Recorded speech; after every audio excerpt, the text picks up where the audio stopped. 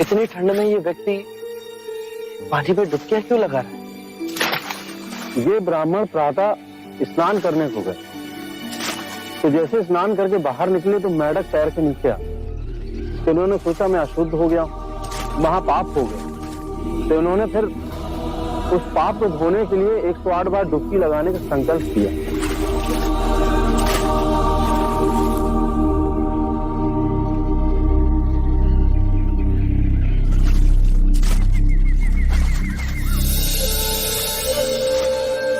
सुनिए, आप ठंड से कांप रहे हैं, यदि ऐसा करेंगे तो बीमार पड़ जाएंगे। महात्मा, हंगाने में मुझसे पाप हो गया। ये नदी गंगा नदी की उपनदी है, इसमें नहाने के बाद मेरे पाप धुल जाएंगे। इस नदी में डुबकी लगाने से यदि आपके पाप धुल जाएंगे, तो इस नदी में रहने वाले मेंढक के ऊपर पांव आने पर आप अपवित्र कैसे हो गए? यदि आपको ऐसा लगता है कि नदी में डुबकी लगाने से आपके पापों का नाश होगा, तो इस नदी में रहने वाली मछलियां, कछुए, सर्प, मेंढक, इन सबको अब तक मुक्ति मिल गई होती।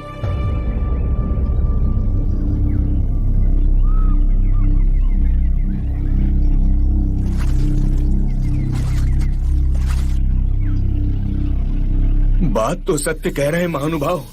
नदी में डुबकी लगाने से पापों का नाश नहीं होता। अपने पापों का नाश करने के लिए विवेक जगाना आवश्यक है। इतनी साधारण बात को समझाने वाला कोई असाधारण ही हो सकता है। महात्मन, कब से बनाए हुए रास्ते पर अंधे पशु की तरह चल रहे थे, आपने हमारी आंखें खोल दी। हर वो बात जो लिखी गई, जो हमें सिखाई जाती है, जो असंख्य वर्षों से दोहराई जा रही है, उसमें संदेह करना। अपो दीपो भवे, अपना दीपक स्वयं बनो।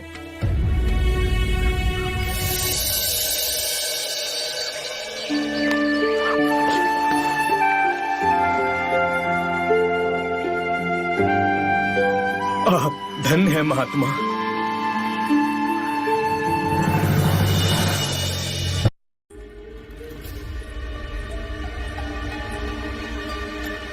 आप लोग भोले लोग हो, आप लोगों को ठगा जा रहा है। कौन ठग रहा है हमें? वही बुद्ध और उसके भिक्षुक। हमने सोचा क्यों ना आज उनकी परीक्षा ली जाए। प्रतिदिन निःशुल्क ही भिक्षा ले जाते हैं। पर वो तो महात्मा लोग हैं। कहां का महात्मा? आज देखते हैं उनमें आध्यात्मिक शक्ति है या नहीं। यदि नहीं तो उन्हें धक्के मारकर राजगीर से बाहर निकाल देंगे। अवश्य। भाइयों सावधान, 2 भिक्षुक इधर ही आ रहे हैं। आइए भिक्षुकगण, आइए। आप ही की प्रतीक्षा हो रही थी, पधारिए। देखिए, यह चंदन का भिक्षा पात्र बांस पर रखा हुआ है। यदि आप बांस को बिना छुए चंदन का भिक्षा पात्र निकाल दें तो आपको भिक्षा मिलेंगी, अन्यथा नहीं। हमें क्षमा कीजिए।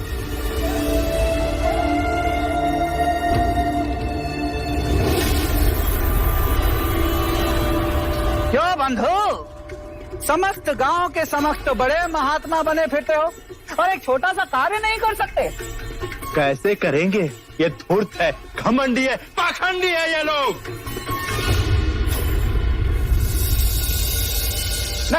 नहीं, ये पाखंडी नहीं, अपितु नपुंसक है, नपुंसक। तभी तो भिक्षुक बने फिर रहे हैं। पता है इसका गुरु, धूर्त गुरु बुद्ध भी अपनी पत्नी को आधी रात में छोड़कर भाग गया था। सत्य वचन। बस के आगे मेरे गुरु को एक भी अपशब्द कहा तो मेरे गुरु के चरणों की धूल भी नहीं हो तुम लोग। तुम्हें हमारी सिद्धि देखनी है। इस बांस के डंडे को बिना छुए